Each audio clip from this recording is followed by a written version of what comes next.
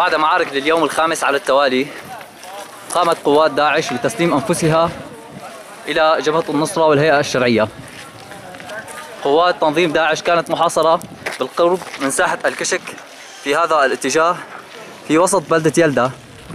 كانت محاصرة في عدد من المباني، هذا إحداها وهذا أحد المباني الأخرى. وبعد وسطاء ومفاوضات استمرت ليومين تعرقلت بعض الأحيان بسبب شروط إضافية ومعقدة من قبل تنظيم قوات داعش.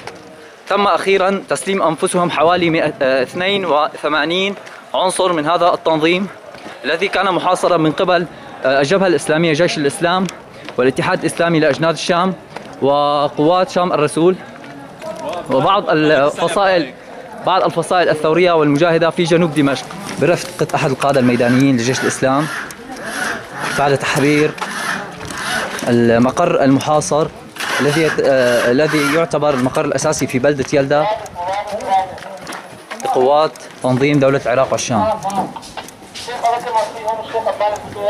ندخل الآن إلى بيت أمير التنظيم أبو صياح طيارة أو المشهور بأبو صياح فراني. أطنان تعال فرجيك على غرفة للسقف. تعال. مستودعات داعش متوفر فيها كل المواد الغذائية التي يبحث عنها المدنيون يوميا في أسواق جنوب الدمشقي.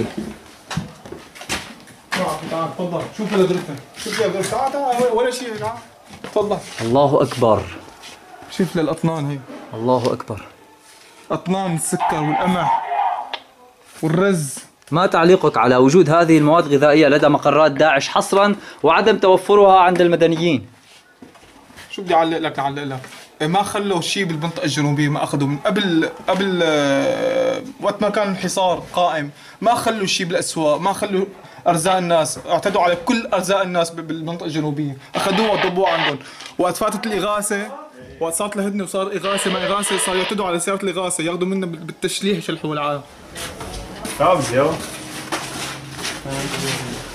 كمان نعمل شو أكل. هاي سكر. أطنان سكر وطحين مسوس. حسبنا الله ونعم الوكيل. والله زمان. طحين تعال شوف الطحين. طحين درة هذا يمكن. يعني هذا دليل على أنهم لم يعيشوا الحصار يوما. أعوذ بالله. امتى تحصلوا يا جماعه؟ شيخ هذا وكل ما هاي بيجي عند الإغاثة بيقول لك انه والله نحن ما عندنا ولا نقطة سكر. نعم، يشتكون من عدم وجود مواد غذائية لديهم.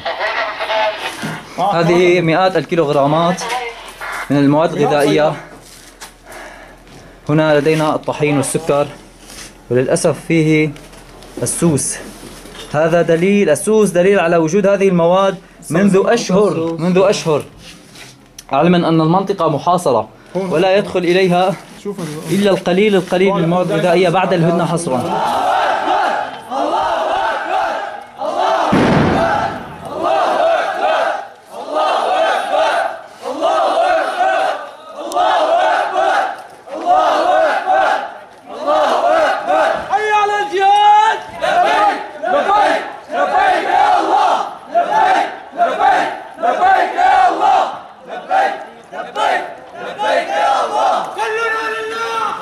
ودماؤنا لله وأرواحنا لله وجهادنا لله وأنفسنا لله.